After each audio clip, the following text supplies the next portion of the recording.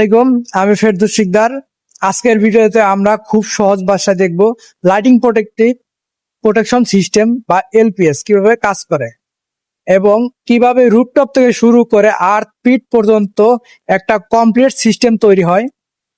অনেকেই জানেন না এয়ার টার্মিনাল কোথায় বসাতে হয়, কত দূরত্বে বসাতে হয়, পানির ট্যাঙ্কির উপরে দিতে হবে কিনা, সবকিছু আজকে পরিষ্কার হবে ইনশাল্লাহ। এলপিএস কি, কেন দরকার এলপিএস?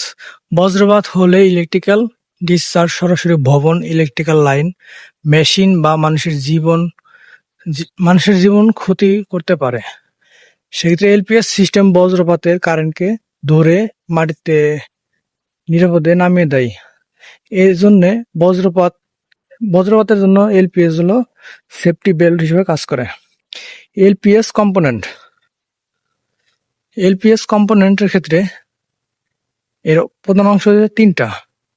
এয়ার টার্মিনাল, তারপর আছে ডাউন কন্ডাক্টর, যেটা সরাসরি মাটিতে চলে গেছে। এখান থেকে এই যে এটা সরাসরি মাটিতে চলে গেছে। আর নিচে আছে আর্থ পিট। হ্যাঁ, এখানে নিচে আছে আর্থ পিট, যেটা দেখে দিব। টার্মিনাল কিভাবে বসাতে হয়? এয়ার টার্মিনাল হচ্ছে বজ্রপাতের প্রথম স্টিক পয়েন্ট। এটা সবসময় উঁচু পয়েন্টে দিতে হবে। রুফটপ, প্যারাপেট ওয়াল বা ওয়াটার ট্যাঙ্ক টপ, আমাদের ট্যাঙ্কি। তো টার্মিনালের দূরত্ব, যে টার্মিনাল আছে, এটা সাইডের টার্মিনাল। আচ্ছা, টার্মিনালের দূরত্ব হলো আপনার সাধারণত এয়ার টার্মিনালের মাঝে দূরত্ব 6 থেকে 10 মিটার। ভবনের ধরন ও হাইট অনুযায়ী বাংলাদেশ স্ট্যান্ডার্ড ও রিকমান্ড করা হয়। স্ট্রাকচার জটিল হলে স্পেসিং কমিয়ে 6 থেকে 7 মিটার করা যেতে পারে। সহজ ভাষায় বললে, বজ্রপাতে যেখানে আসতে পারে তার উপর যেন কোনো 10 মিটার খালি জায়গা না থাকে। আর পানির ট্যাঙ্কির উপর টার্মিনাল, যেটা ওয়াটার ট্যাঙ্ক সাধারণত রুফটপের সবচেয়ে উঁচু স্ট্রাকচার, তাই ওয়াটার ট্যাঙ্কের উপরে আলাদা এয়ার টার্মিনাল বসানো থাকে। রডের উচ্চতা হবে 1 থেকে 1.5 সেন্টিমিটার। রড, ওয়াটার ট্যাঙ্ক বা ইন্ডাস্ট্রিয়াল যে টল স্ট্রাকচার আছে, সেক্ষেত্রে 2 থেকে 3 মিটার রড ব্যবহার করা হয়। ডাউন কন্ডাক্টর, এখান দিয়ে বজ্রপাতের কারেন্ট নিচে চলে যায়। যে এখানে যে তারটা গেছে, যে জায়গায় নিচে দেখা যাইতেছে না, এই যে প্লাস্টার করার ফলে বোঝা যাইতেছে না। এই যে এখানে এই নিচে যে নামছে, এখানে এটা সাধারণত কপার স্ট্রিপ 25x4 mm অথবা জিআই স্ট্রিপ হতে পারে।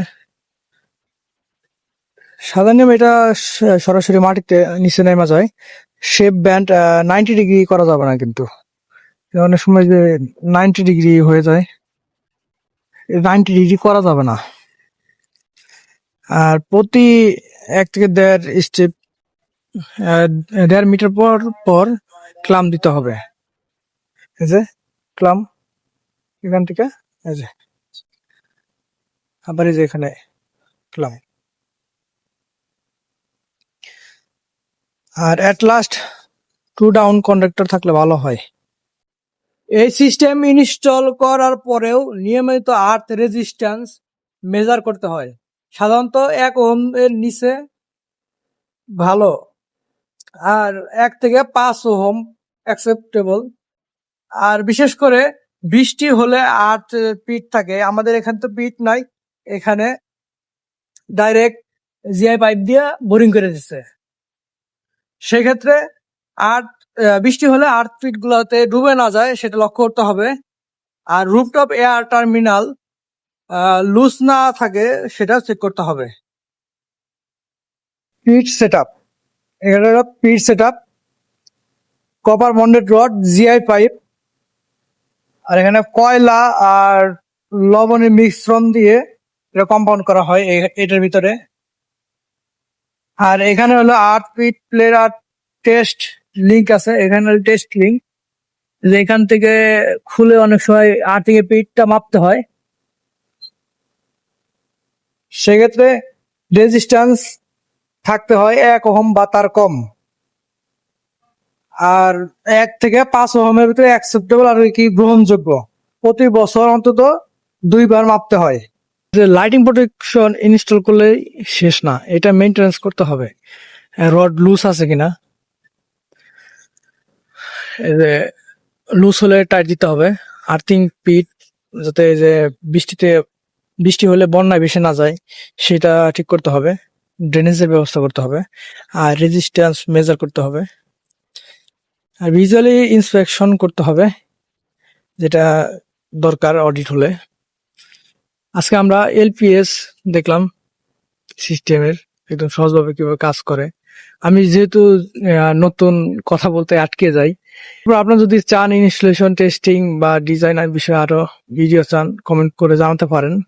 ধন্যবাদ। আমি চেষ্টা করব